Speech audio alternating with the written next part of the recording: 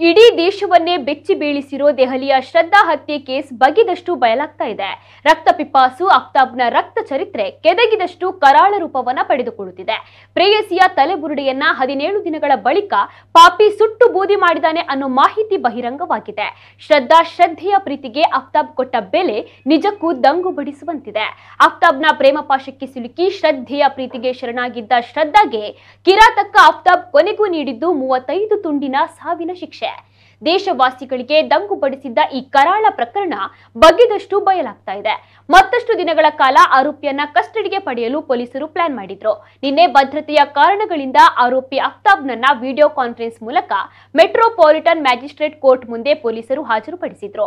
ಹೆಚ್ಚಿನ ವಿಚಾರಣೆಗಾಗಿ ಮತ್ತೆ 5 ದಿನಗಳ ಕಾಲ ಪೊಲೀಸ್ ಕಸ್ಟಡಿಗೆ ನೀಡಿ ಆದೇಶವನ್ನ ನೀಡಿತು. ಆಫ್ತಾಬ್ ಹಾಗೂ ಶ್ರದ್ಧಾ ಮೂಲವನ್ನ ಹುಡುಕಿ ಹೊರಟ ದೆಹಲಿ ಪೊಲೀಸರು ಮಹಾರಾಷ್ಟ್ರದ ಹಾದಿಯನ್ನ ಹಿಡಿದಿದ್ದಾರೆ.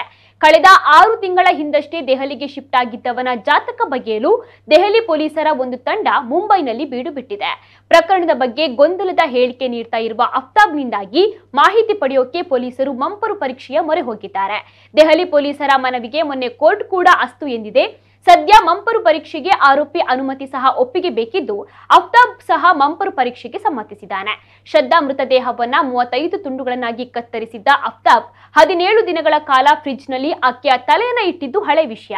ಹೊಸ ವಿಷಯ ಏನಂದ್ರೆ ಕತ್ತರಿಸಿದ ತಲೆಯನ್ನ ಅರಣ್ಯಕ್ಕೆ ಒಯ್ದು ಸುಟ್ಟು ಬೂದಿ ಮಾಡಿದ್ದಾನೆ ಅನ್ನೋ ಮಾಹಿತಿ ಸಿಗ್ತಾ ಇದೆ.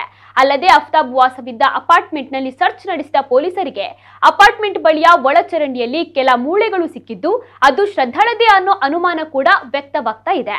ಶ್ರದ್ಧಾಳನ್ನ ತನ್ನ ಪ್ರೇಮ ಪಾಶದಲ್ಲಿ ಬಂಧಿಸಿದ್ದ ಆಫ್ತಾಬ್ ಆಕೆ ಜೊತೆ 10 ಹಲವು ಕಡೆ ಟ್ರಿಪ್ ಮಾಡಿದ್ದ. ಕೊಲ್ಲುವ ಮೊದಲು ಹಿಮಾಚಲ ಪ್ರದೇಶ ಹಾಗೂ ಉತ್ತರಾಖಂಡಕ್ಕೆ ಶ್ರದ್ಧಾಳನ್ನ ಕರೆದೊಯ್ದಿದ್ದ ಅನ್ನೋ ಮಾಹಿತಿ ಕೂಡ ಲಭ್ಯವಾಗಿದೆ.